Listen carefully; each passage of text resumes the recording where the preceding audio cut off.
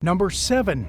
Desert crash. A plane crash survivor trekked for 4 days through Botswana's harsh Kalahari Desert, following elephant paths to safety. However, the whole time he was fearful that he'd run into one of the massive beasts. In a frantic search for help, South African Carl du Plessis and the plane's pilot walked from one watering hole to the next, all while being covered in bug bites and suffering from sore feet. 3 other passengers that were left at the lion-infested crash site depended on them to get help, so the men kept walking. Carl reported to South African radio that it was safer to walk on the elephant paths, but encountering one would be dangerous. He said as long as they had water, they knew they'd be okay. The plane had crashed a week prior when the pilot phoned Gaborone Flight Control to let them know they'd sprung an oil leak on their flight to Mon, Botswana's most popular tourist region. The day after crashing, the pilot and 4 passengers drew lots in order to decide who would venture out and look for help.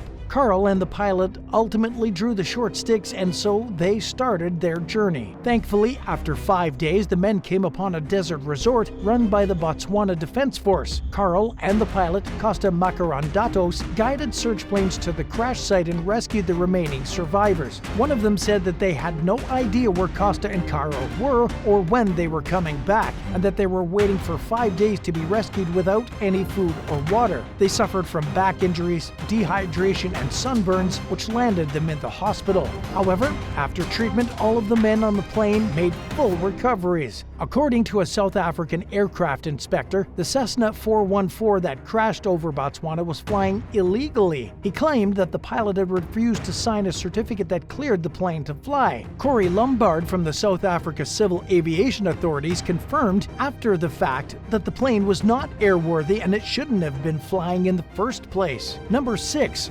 Racetrack Playa. Death Valley is located in the driest, lowest elevated region in North America. It's a strange area that's most famous for being the hottest place on Earth. The oddest aspect of all this is the Racetrack Playa. Here, rocks move over the barren desert terrain, presumably driven by nothing but their own force. Death Valley National Park, which sits on the border of California and Nevada, was established in 1933. This place is home to one of the world's most mysterious anomalies, rocks that travel over the desert ground without any gravitational source. They're called sailing stones, and they range in size from a few ounces to hundreds of pounds. The tracks left behind the stones and the occasional shifts in their location indicate that they do in fact move, even though nobody has ever seen them do this in person. Racetrack Playa's rocks are made out of dolomite and syenite, the same elements that make up the neighboring mountains. Due to the forces of erosion, they drop down, landing on the arid earth below.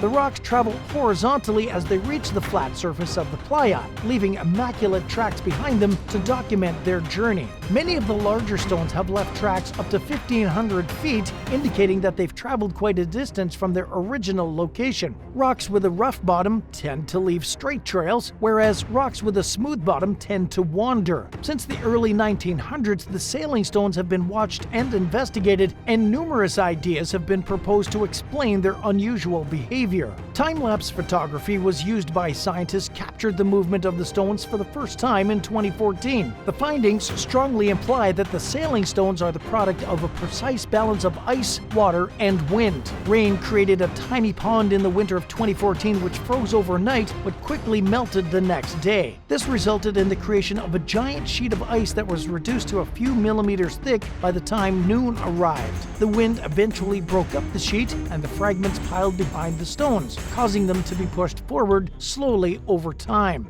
5.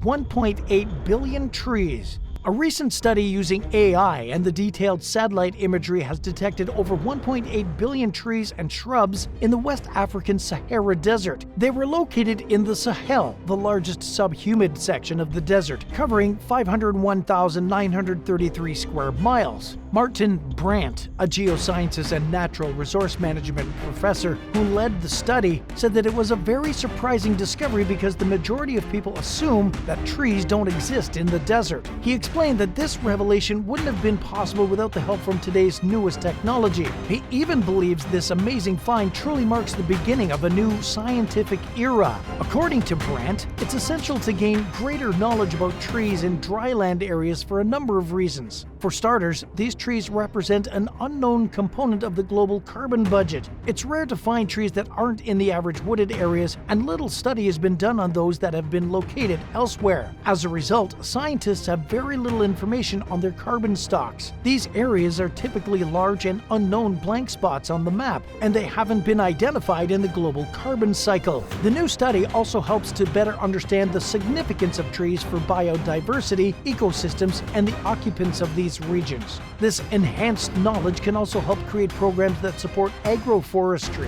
which plays an important environmental and economic role in dry areas. Using satellites to identify the tree species allows us to better understand their value to certain local populations who depend on wood resources for their livelihood. Researchers from the Computer Science Department of the University of Copenhagen made it possible to count the great number of trees across such a large area by developing the deep learning algorithm. To teach the deep learning model what a tree looks like, the researchers fed it millions of photos of various trees. The algorithm could then automatically detect and map trees over vast areas and hundreds of photos based on the identification of tree forms. It would take people thousands of years to accomplish what the model can do in just a couple of hours. In the future, researchers plan to expand the count of trees to a far greater region of Africa. Additionally, they have long-term plans to compile a global database of all trees that are found outside of forests. 4. 9,000-year-old shrine.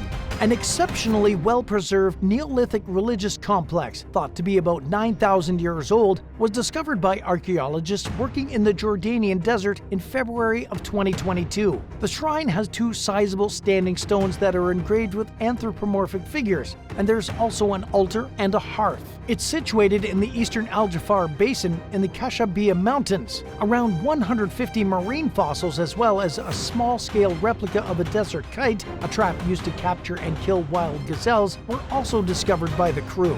According to a statement from the government-run Jordan News Agency, the temple is part of a Neolithic campground that also has many full-size desert kites. The stone walls that make up the V-shaped traps are arranged in 2 or more rows and descend into an enclosure. In order to herd animals into the confined cages and kill them, Neolithic hunters likely worked in teams. A whopping 5,800 of these desert kits can be found all over the Middle Eastern and Southwest Asia. Desert kites earned their name in the 1920s when the Royal Air Force pilots were flying over the area and noted their kite-like shape. On average, they're a little over a mile long. In 1914, British archaeologist T.E. Lawrence, otherwise known as Lawrence of Arabia, stumbled upon them while surveying the Negev desert. He noted that the walls were extremely long and seemed to go on before ending aimlessly, which left him somewhat puzzled. Researchers claim that the shrine's altar and hearth were used for sacrifices by the Neolithic people who once lived there.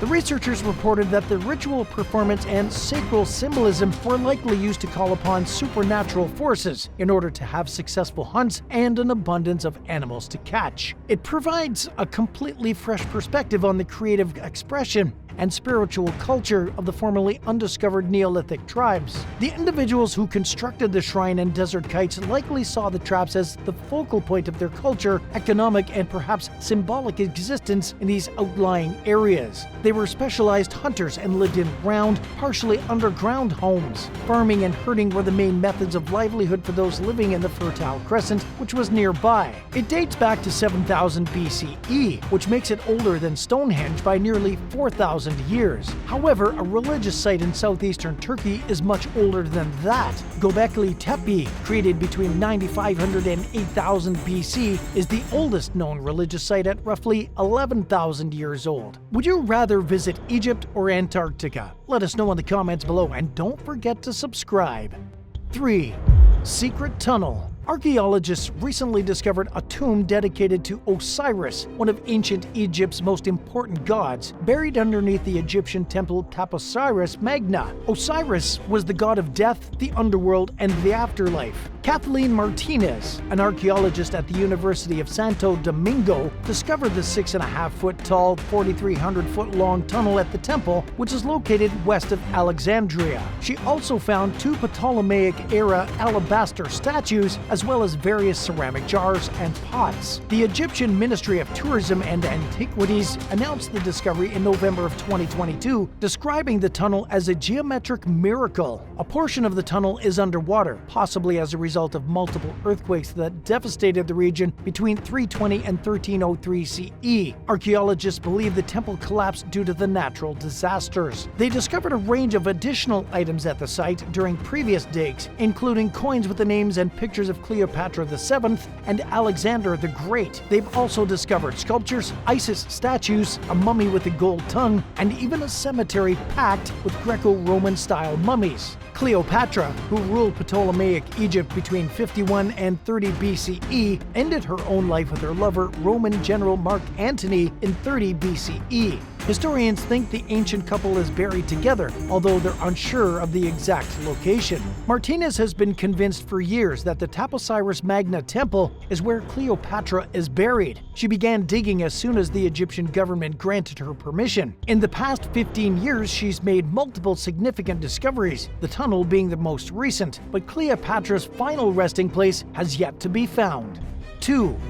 Ice Age human footprints. New information about the first occupants of North America is being revealed by Ice Age hunter-gatherer footprints that were recently found in a Utah desert. Numerous fossilized footprints in Utah's dried-up riverbeds are providing more information on how the continent's first inhabitants lived more than 12,000 years ago, just as the planet's icy surface was beginning to melt. Researchers Darren Duke and Thomas Urban were driving through Hill Air Force Base when one of them happened to notice the fossils when they caught a glimpse of them out of the moving car window. What the men found were 88 distinct prints, left behind by a mix of children and adults, in an area that's now known as the Utah Test and Training Range. Some of them look like small pop-ups surrounded by dirt, while others are discolored patches on the ground, but all of them are definitely footprints. To be sure they were looking at something from the Ice Age, the researchers spent several days, sometimes on their bellies, digging thoroughly. They determined that the people were barefoot and had stepped in shallow waters that contained a mud layer. Every time they lifted their feet, sand would fall into the imprint, perfectly preserving them. Duke, a member of the Nevada-based Far Western Anthropological Research Group, had been searching the region for signs of ancient campfires constructed by the Shoshone people, a group whose ancestors can still be found living in the western United States. Today, the area is barren from the challenges that it faces, from the loss of water in the Great Salt Lake, as well as across Desert West. It's a demonstration of how anything can change and how quickly it can happen. Duke recruited Thomas Urban from Cornell University to help with the footprints because he's well educated in the excavation of ancient humans. His most notable discovery was in the White Sands National Park in New Mexico, when he found 23,000-year-old human tracks. Along with the footprints in the Utah desert, they also found bird bones, campfire remains, tools, and even evidence of tobacco use. These artifacts are now helping them put together a more complete history of the Shoshone, going back as far as 13,000 years ago. 1. Valley of the Golden Mummies.